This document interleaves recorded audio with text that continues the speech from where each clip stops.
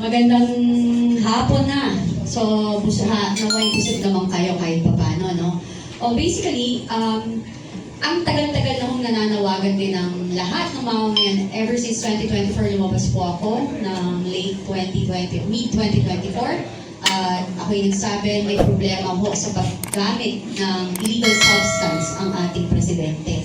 Pero until now, kanila ho itong binabaliwala at hindi ho nila pinapansin.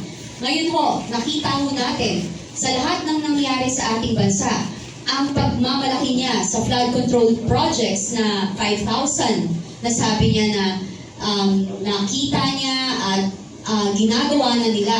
Then when he was signing the GAA, also, he was so proud that he read everything, 4,000 plus pages. Sinabi niya, pinasa niya, and sinabi niya, I didn't see anything wrong with that. But ngayon po, nakikita natin na may problema. Kitang-kita, lantaran, from PhilHealth sa lahat ho, and program funds, lahat na lang, di ba? Pati yung PDIC nga, nako, yung ating ekonomiya ay magsasuffer with that. Kasi lahat po tayo, pag tayo na nag-aano sa bangko, yan po talaga yung ginagawa natin. No? So ngayon, with all that, makikita niyo po doon na may problema ho, na wala mo siya sa sarili. And I think talaga, I think talaga po gumagamit siya ng pinagbabawal na droga kasi hindi rin naman po siya nagpa-check up, no? So ako, nakita niyo naman, nung paglabas ko, sinabi ko yung problema na gumagamit siya ng droga. Nung rally po, nung nakaraan ng INC from November 16 to 18, nagsalita ako si Senator Amy Marcos at sinabi din niya ang problema ng ating presidente. Napakahirap po nun bilang kapatid para sabihin mo yun publicly. At sasabihin ng iba, baliwala. Tapos sabihin nila, ginagawa namin to kasi Duterte align kami. Alam nyo, kahit sino ho ang kumontra sa Duterte align na yan, na ay kumontra sa ginagawa ng kamalian, sasabihin nila Duterte align. Sorry, bullshit yan. Tingnan nyo nangyayari sa gobyerno, sa ating bansa. Ang daming naghihirap. Eto pa rin. Yan, history of cocaine and marijuana is of President Ferdinand Marcos Jr. The reaction of the Marcos family. Anong reaction? Wala, di ba? Di ba? Wala eh. Si Senator Amy Marcos, napakahirap nung ginawa niya. So saan tayo pupunta? Di ba? Parang wala siyang alam. Sinabi ni, isipin mo ha, si Congressman Toby Tiangco, sinasabi niya, sabi daw ng presidente, kay Saldico, at saka kay Martin Romualdez, ilang bahay pa sa Forbes, ilang caviar pa kakainin nyo, at ilang Ferrari pa ang gusto ninyo. Alam na alam niya yung nangyayari, pero wala siyang ginagawa. Until now, wala pa rin. Sabi nga ni Senator Rodante Marcoleta, puro sapsap ang kanyang pinapakulong. Yun. Anong narinig mo kay Amy? Ayun, same. Yun nga, yung narinig ko kay Amy, na nagdodroga siya, sino yung mga kasamahan niya, na sobra siyang gumun na sa drugs. Meron pa nga na minsan daw na parang nag-blood transfusion niya kasi feeling nila malilinis kapag nag-blood transfusion sila and everything. You can see it. So, yun lang. Wala na akong ibang dapat sabihin dito. Yung kaganapan na nangyayari sa ating bansa, yung kahirapan na lumalaganap ay sapat na para makita natin ang kaguluhan. And etong hindi nila pagtanggap sa impeachment na to ay isang katunayan na kinokontrol nila ang naratibo na gusto nilang palabasin para sa mamamayan. Dagan ko lang yung sinabi ni Cathy. The two of us were in the rally. She was one of the speakers. Siya nagsalita bago si Senator Amy. I was at Quirino Grandstand. Nasa baba ako. We were shocked when Senator Amy Marcos bailed all dito sa alleged drug use, cocaine use, and marijuana ni Presidente Ferdinand R. Marcos Jr. Detalyado po, she was close to tears when she was detailing it. Napakasakit ang ginawa niya because she is the eldest sister. Sinabi niya sa amin doon that ito para sa national interest ito. Bilang public official, hindi niya pwedeng itago ito. Pero masakit sa kanya kasi kapatid niya mismo ang ibinulgar niya dito sa alleged cocaine and marijuana use.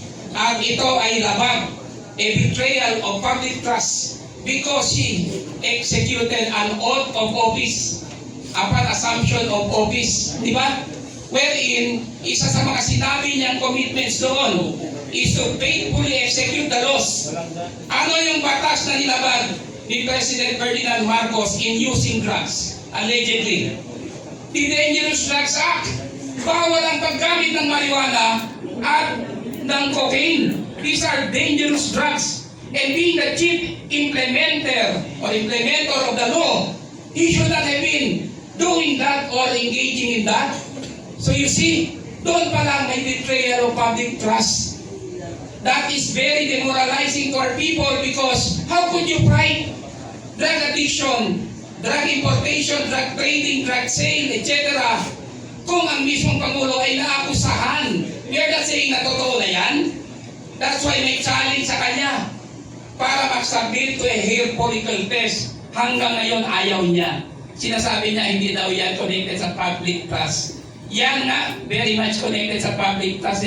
Public office is a public trust. When there is doubt on your capacity, you have to submit. Incapacity yun yung paggamit. Kaya yan po ang aking reinforcement doon sa sinabi ni Cathy. Tama yun. Attorney G,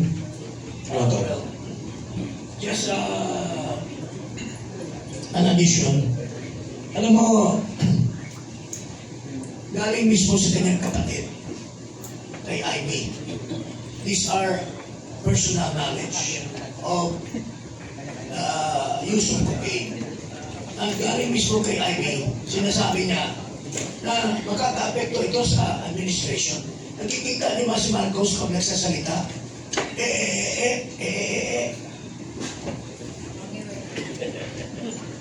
Ang tingin namin, pagka hindi nakargahan ng drugs, gumagano siya, Maski doon sa Dubai, siya. Tama ba yan? Is that an honor and is it an honor to our country na mapapahiya ang isang Pangulo? Kaya nga, sa security naman, delikado din tayo sa security dahil kung hindi nag-isip ng mabuti ang ating Pangulo, baka mapinsala ang bansa natin. So, that's the reason why we raised the issue of his drug use as part of the articles of impeachment or charges. Meron kong dadagdag. yes, Attorney Garcia. Attorney General Garcia. Yung pong mental health ng ating Pangulo, pwede ma-consider na serious national security concern. Alam ko ninyo, pag gumagamit kayo ng droga, lalo na kung matagalan na, ang epekto po ng cocaine is magsishrink yung brain mo. Kaya pagka nag-shrink na yan, sisimula ka na mag-hallucinate, hindi pa rin pag-iisip mo. Kaya yung mga drug addict, kung sumaksak yan, 75 times, 85 times, kasi ang tingin niya doon sa sinasaksak niya, diablo, buhay pa. Kaya samantalang patay na. Yung ganong klaseng hallucination. So what we're saying is, meron kasing issue sa kanya about prolonged continued drug use.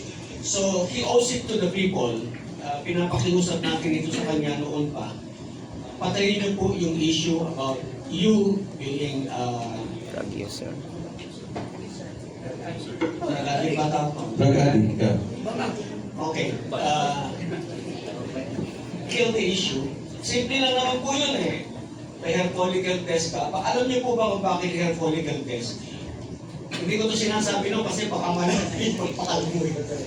Yung kasing paggamit natin ng droga, naka-record sa buhok natin. So yung mga mahabang buhok yan, mas mahaba ang record yun. The history, your medical record on your drug use is recorded in your hair. So yun po yun, kaya sabi natin, hair follicle test. Kasi nandyan yung history kung lalo matagal ka nang gumagamit. So kaya po hair follicle yung hinihingi natin. So, Thank you, General. sige po. Thank you, General Garcia. Anyways, General Garcia will be discussing another topic extensively after this, but